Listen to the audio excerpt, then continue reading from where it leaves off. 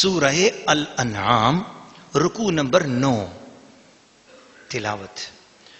قل أندعو من دون الله ما لا ينفعنا ولا يضرنا ونرد على أعقابنا بعد إذ هدانا الله كالذي استهوته الشياطين في الأرض حيران له أصحاب يدعونه إلى الهدى ائتنا قل إن هدى الله هو الهدى وأمرنا لنسلم لرب العالمين وأن نقيموا الصلاة واتقوه وهو الذي إليه تحشرون وهو الذي خلق السماوات والأرض بالحق ويوم يقول كن فيكون قوله الحق وله الملك يوم ينفخ في السور عالم الغيب والشهادة وهو الحكيم الخبير. وإذ قال إبراهيم لأبيه آزر تتخذ أصناما آلهة إني أراك وقومك في ضلال مبين وكذلك نري إبراهيم ملكوت السماوات والأرض وليكون من الموقنين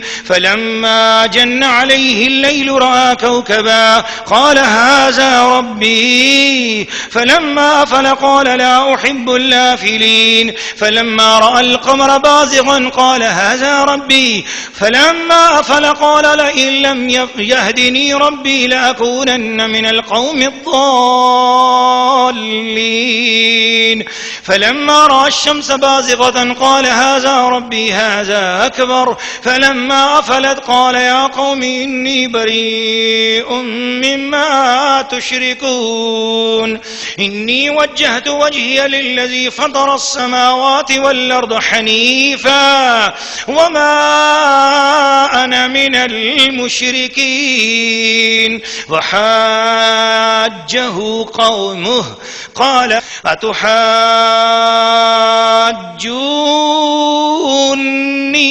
في الله وقد هدان ولا أخاف ما تشركون به إلا أن يشاء ربي شيئا وسع ربي كل شيء علما أفلا تتذكرون وكيف أخاف ما أشركتم ولا تخافون أنكم أشركتم بالله ما لم ينزل به عليكم سلطانا فأي الفريقين أحق بالأمن إن كنتم تعلمون الذين آمنوا ولم يلبسوا إيمانهم بظلم أولئك لهم الأمن وهم مهتدون. سورہ الانعام رکوع نمبر 9 ترجمہ کنز الایمان. تم فرماؤ کیا ہم اللہ کے سوا اس کو پوجیں جو ہمارا نہ بھلا کرے نہ برا اور الٹے پاؤں پلٹا دیے جائیں بعد اس کے کہ اللہ نے ہمیں راہ دکھائی اس کی طرح کہ جسے شیطان نے زمین میں راہ بلا دی حیران ہے اس کے رفیق اسے راہ کی طرف بلا رہے ہیں کہ ادھر آ. تم فرماؤ کہ اللہ ہی کی ہدایت ہے اور ہمیں حکم ہے کہ ہم اس کے لیے گردن رکھ دیں جو رب ہے سارے جہان کا اور یہ کہ نماز قائم رکھو اور اس سے ڈرو اور وہی ہے جس کی طرف تمہیں اٹھنا ہے اور وہی ہے جس نے آسمان اور زمین ٹھیک بنائے اور جس دن فنا ہوئی ہر چیز کو کہے گا کہ ہو جا وہ فوراً ہو جائے گی. اس کی بات سچی ہے اور اسی کی سلطنت ہے جس دن سور پھونکا جائے گا ہر چھپے اور ظاہر کو جاننے والا اور وہی حکمت والا خبردار. اور یاد کرو جب ابراہیم نے اپنے باپ آزر سے کہا کیا تم بتوں کو خدا بناتے ہو بے شک میں تمہیں اور تمہاری قوم کو کھلی گمراہی میں پاتا ہوں. اور اسی طرح ہم ابراہیم کو دکھاتے ہیں ساری بادشاہی آسمانوں اور زمین کی اور اس لیے کہ وہ عین الیقین والوں میں ہو جائے. پھر جب ان پر رات کا اندھیرا آیا ایک تارا دیکھا بولے اسے میرا رب ٹھہراتے ہو. پھر جب وہ ڈوب گیا تو بولے مجھے خوش نہیں آتے ڈوبنے والے. پھر جب چاند چمکتا دیکھا تو بولے اسے میرا رب بتاتے ہو. پھر جب وہ ڈوب گیا تو کہا اگر مجھے میرا رب ہدایت نہ کرتا تو میں بھی انہی گمراہی میں ہوتا. پھر جب سورج جگمگاتا دیکھا بولے اسے میرا رب کہتے ہو یہ تو ان سب سے بڑا ہے. پھر جب وہ ڈوب گیا تو کہا اے قوم میں بیزار ہوں ان چیزوں سے جنہیں تم شریک ٹھہراتے ہو. میں نے اپنا منہ اس کی طرف کیا جس نے آسمان اور زمین بنائے ایک اسی کا ہو کر اور میں مشرکوں میں نہیں. اور ان کی قوم ان سے جھگڑنے لگی. کہا کہ کیا اللہ کے بارے میں مجھ سے جھگڑتے ہو؟ تو وہ مجھے راہ بتا چکا. اور مجھے ان کا ڈر نہیں جنہیں تم شریک بتاتے ہو. ہاں جو میرا ہی رب کوئی بات چاہے، بے شک میرے رب کا علم ہر چیز کو محیط ہے. تو کیا تم نصیحت نہیں مانتے؟ اور میں تمہارے شریکوں سے کیوں کر ڈروں؟ اور تم نہیں ڈرتے کہ تم نے اللہ کا شریک اس کو ٹھہرایا جس کی تم پر اس نے کوئی سند نہ اتاری؟ تو دونوں گروہوں میں امان کا زیادہ سزاوار کون ہے اگر تم جانتے ہو؟ وہ جو ایمان لائے اور اپنے ایمان میں کسی ناحق کی آمیزش نہ کی، انہی کے لیے امان ہے اور وہی راہ پر ہیں. سورہ الانعام رکوع نمبر 9 تفسیر. ناظرین و ناظرات اور سامعین و سامعات، اس رکوع میں اللہ تعالیٰ کی بندگی کو اس کی طرف توجہ کی گئی اور بتایا گیا کہ جو بت ہیں اور جو مشرکوں کے باطل معبود ہیں، مشرکوں کے گھڑے ہوئے بت ہیں، دیویاں ہیں، مندر ہیں، گردوارے ہیں، ان میں جو شرکیہ عبادات کی جاتی ہیں، یا جو بھی ایسی جگہ جہاں پر اللہ کے ساتھ کسی کو شریک ٹھہرایا جاتا ہو، تو یہ یاد رکھ لینا کہ وہ کچھ بھی نہیں اور وہ تمہارا کچھ بگاڑ بھی نہیں سکتے. کچھ نہیں ہے، وہ باطل ہیں اور خود گمراہ ہیں. اور یاد رکھ لینا نفع اور نقصان کا مالک صرف اللہ ہے. اسی اللہ کی بندگی ہے کہ جس نے آسمان اور زمین کو حق کے ساتھ بنایا، اور وہی اس دن فرمائے گا کن فیکون. جس نے پہلے دن فرمایا تھا کن فیکون، وہی مرنے کے بعد ساری کائنات جب فنا ہو جائے گی پھر فرمائے گا کن فیکون، تو دوبارہ سب کو زندہ کر دے گا. جس نے سب کو پیدا کیا، جب وہ پیدا کرنے پر اس کو کوئی تکلیف نہیں ہے، تو مرنے کے بعد پھر ایک نمونہ تھا ہی نہیں پہلے. ہر انسان اپنے اپنے اندر سوچے کہ میں پہلے کچھ تھا ہی نہیں، تو کچھ تھا نہیں تو اس نے کچھ کر دیا ہے کسی چیز سے بھی، جیسے بھی.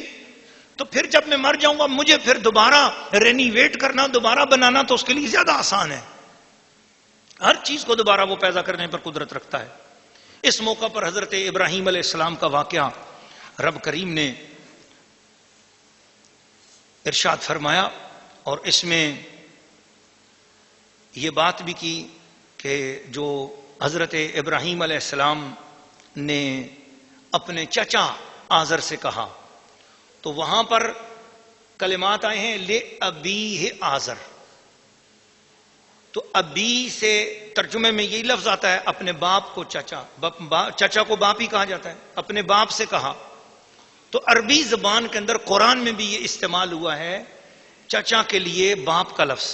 جیسے پہلے پارے میں حضرت یعقوب علیہ السلام نے جب اپنے بیٹوں سے پوچھا کہ میرے بعد کس کی بندگی کرو گے، تو انہوں نے عرض کیا نعبد الہک و الہ آبائک ابراہیم و اسماعیل و اسحاق الہ واحدہ.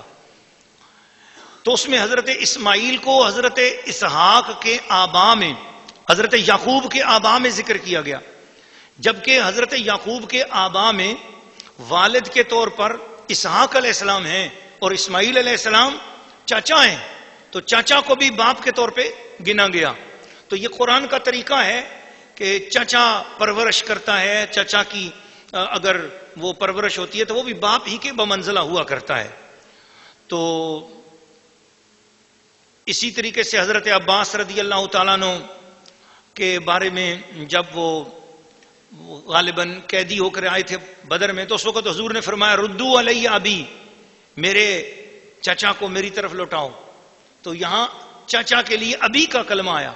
تو اسی طرح قرآن میں جو کہا گیا کہ حضرت ابراہیم کا ابی ہے، ان کا جو باپ جو بت پرست تھا، تو اس سے مراد ان کے والد نہیں ہیں، یہاں باپ کا کلمہ آیا ہے چچا کے لیے. حضرت ابراہیم علیہ السلام کا جو چچا تھا وہ بت پرستی کرتا تھا، تو یہاں اس کی بات آئی ہے، جبکہ حضرت ابراہیم علیہ السلام کے والد گرامی ان کا نام مبارک حضرت سیدنا طارق رضی اللہ تعالی عنہ ہے، اور وہ پکے موحد اور مسلمان اور ایمان والے تھے.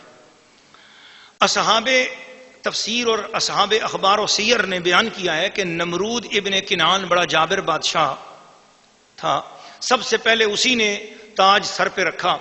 یہ بادشاہ لوگوں سے اپنی پرستش کراتا تھا، کاہن اور نجومی بکثرت اس کے دربار میں تھے، تو نمرود نے خواب میں دیکھا کہ ایک ستارہ طلوع ہوا ہے، اس کی روشنی کے سامنے چاند اور سورج کی روشنی بھی بالکل بے نور ہو گئی ہے۔ اس سے وہ بڑا خوفزدہ ہوا، اس نے درباری نجومیوں سے کہا کہ بتاؤ اس خواب کا کیا مطلب ہے؟ نجومیوں نے اپنے حساب لگا کر بتایا کہ تیری حکومت میں ایک لڑکا پیدا ہونے والا ہے جو تیرے زوال کا سبب ہوگا، تو تیرے دین والے اس کے ہاتھ سے ہلاک ہوں گے۔ یہ سن کر وہ پریشان ہو گیا اور اس نے حکم دے دیا کہ جو بچہ پیدا ہو قتل کر ڈالا جائے، مرد عورتوں سے علیحدہ رہیں۔ اس کی نگہبانی میں ایک محکمہ قائم کر دیا گیا، لیکن اللہ کی تقدیر کو کوئی ٹال نہیں سکتا۔ حضرت ابراہیم علیہ السلام کی والدہ ماجدہ کے پیٹ میں جب حضرت ابراہیم علیہ السلام جلوہ گر ہو گئے تو حضرت ابراہیم علیہ السلام کے ابا جان حضرت سیدنا طارق رضی اللہ تعالیٰ عنہ جو تھے، وہ ان کو لے کر، حضرت ابراہیم علیہ السلام کی والدہ کو لے کر وہ ایک دور غار میں چلے گئے، پہاڑ کے غار میں، اور اس غار میں ہی آپ رہیں، تہ خانے میں چلی گئیں۔ تو جب آپ کی ولادت وہاں ہوئی تو آپ تہ خانے میں ہی رہے، پتھروں کے اس تہ خانے کا دروازہ بند کر دیا جاتا تھا۔ جب آپ کی ولادت ہوئی تو والدہ آپ کو وہیں چھوڑ آتی تھیں، روزانہ جا کر دودھ پلا کے آ جاتی تھیں۔ جب کبھی آپ دیر سے پہنچتی تو دیکھتی کہ حضرت ابراہیم علیہ السلام اپنی انگلی مبارک چوس رہے ہیں اور اس میں سے دودھ نکل رہا ہے۔ تو تہخانے میں آپ اسی طرح پرورش پاتے رہے۔ تو بعض روایتوں میں آتا ہے کہ 13 یا 17 سال تک آپ وہیں پر رہے۔ پھر آپ جب باہر نکلے اس وقت جب آپ وہاں پر دیکھا کہ بعد اب حالات امن والے ہو گئے بادشاہ کی طرف سے، تو آپ کو باہر نکالا گیا۔ تو اس وقت آپ نے تہخانے میں جب 17 سال کے ہوئے تو اپنی امی سے سوال کیا کہ امی جی یہ بتاؤ میرا رب کون ہے؟ تو انہوں نے کہا کہ میں ہوں تیرا رب۔ امی جی نے کہا میں تیری پروردگار، میں تیری پرورش کر رہی ہوں، میں تجھے پال رہی ہوں۔ کہا تو پھر میرے امی جی آپ کا رب کون ہے؟ تو کہا تمہارے والد، وہ ان کی پرورش کر رہے ہیں، میری پرورش وہ کر رہے ہیں۔ کہا اچھا پھر میرے والد کا رب کون ہے؟ تو آپ کی امی جان جو ہے نا خاموش ہو گئیں، اور بعض روایتوں میں آتا ہے کہ آپ نے فرمایا کہ وہ سارے پالنے والوں کا بڑا پالنے والا ہے۔ تو کہا وہ کون ہے؟ تو آپ خاموش ہو گئیں۔ پھر آپ نے ابا جی سے، حضرت ابراہیم کے والد سے کہا کہ جس کے بارے میں خواب دیکھا گیا تھا لگتا ہے یہ ہمارا بیٹا وہی ہے۔ میں تو بہت اب مجھے ڈرتی ہوں کہ کیا کروں۔ تو اسی رات آپ نے سوراخ کے غار کے سوراخ سے دیکھا باہر، تو آپ کو زہرہ یا مشتری ستارہ نظر آیا۔ تو آپ نے اسی وقت اقامت حجت شروع کر دی۔ اس زمانے کے لوگ بتوں اور ستاروں کے پوجتے تھے، تو آپ نے استدلال کیا کہ یہ رب ہے۔ پھر صبح کا ٹائم ہوا تو وہ گیا، غائب ہو گیا، آسمان صاف ہو گیا تھا کہ یہ کوئی رب ہے جو غائب ہو جائے، جو غروب ہو جائے وہ کوئی رب ہے۔ پھر اس کے بعد آپ نے دوبارہ سورج نکلا تو اس کے بارے میں فرمایا، چاند نکلا اس کے بارے میں فرمایا۔ تو یہ دلائل آپ نے لوگوں کو بھی دیے۔ باہر آ گئے شہر میں، آپ نے لوگوں کو دینا شروع کر دیا، تو لوگ کہنے لگے بات تو ٹھیک کرتے ہیں۔ کچھ نے کہا نمرود خدا ہے، انہوں نے کہا کیسے خدا ہے؟ خدا تو وہ ہوتا ہے جو بے نیاز ہو۔ وہ یہ تو نیند بھی کرتا ہے، کھاتا بھی ہے، پیتا بھی ہے، یہ تو بے نیاز نہیں ہے۔ تو جو بے نیاز ہو وہ خدا ہونا چاہیے، جو نیاز مند ہو وہ خدا نہیں ہو سکتا۔ تو حضرت ابراہیم نے جب اتنے دلائل قائم کیے تو ان دلائل کے سامنے وہ لوگ تاب نہ لا سکے، تو نتیجتاً لوگ ایمان لانا شروع ہو گئے۔ تو بابل کے اندر بہت سارے لوگوں نے آپ کا کلمہ پڑھا، ایمان قبول کیا۔ بادشاہ کے محل میں لوگ کلمے پڑھنے والے ہو گئے، بادشاہ کے وزیر کلمہ پڑھنے والے ہو گئے، ایک پورا علاقہ اثر رسوخ والا کلمہ پڑھنے والے ہو گئے اور ایک خدا کی بندگی کرنے والے ہو گئے۔ اب نمرود کی طرف سے شدید احکامات آ گئے کہ جو خبردار جو ابراہیم کے خدا کو مانے۔ لیکن ہوا یہ کہ لوگ پھر چھپ چھپ کر بھی عبادت کرتے تھے جو اس کے زیر اثر رہتے تھے۔ تو اس سے بھی اس کے سامنے چھپاتے بھی تھے ایمان کو، لیکن آہستہ آہستہ ایمان کی روشنی پھیلتی چلی گئی. تو اس نے پھر جب دیکھا کہ ابراہیم کی وجہ سے سارے علاقے میں ایک خدا کی بات ہونے لگ گئی ہے، تو اس نے حضرت ابراہیم علیہ السلام کو جلانے کا حکم دے دیا اور آگ میں ڈالنا چاہا، لیکن اللہ پاک نے اس آگ کو ٹھنڈا کر دیا اور گل و گلزار بنا دیا. وہ واقعہ انشاءاللہ آگے آئے گا. اللہ پاک نے یہ بتایا کہ دیکھو توحید پر دلائل اگر سیکھنا چاہتے ہو تو ابراہیم سے سیکھو. وہ غار میں پلے بڑے ہیں، تو اس میں باہر نکلنے کے بعد انہوں نے تمہارے نظر میں جو بڑے سے بڑی کوئی چیز ہو سکتی تھی وہ سورج تھا، چاند تھا، ستارے تھے نا، اس سے بڑی اور کوئی چیز اس کائنات میں نہیں ہے نا بھائی، یہی بڑی چیزیں، سورج ہے، چاند ہے، ستارے ہیں، اور پھر ان سے بڑا سورج، پھر ان سے بڑا چاند ہے، چاند سے بڑا سورج ہے.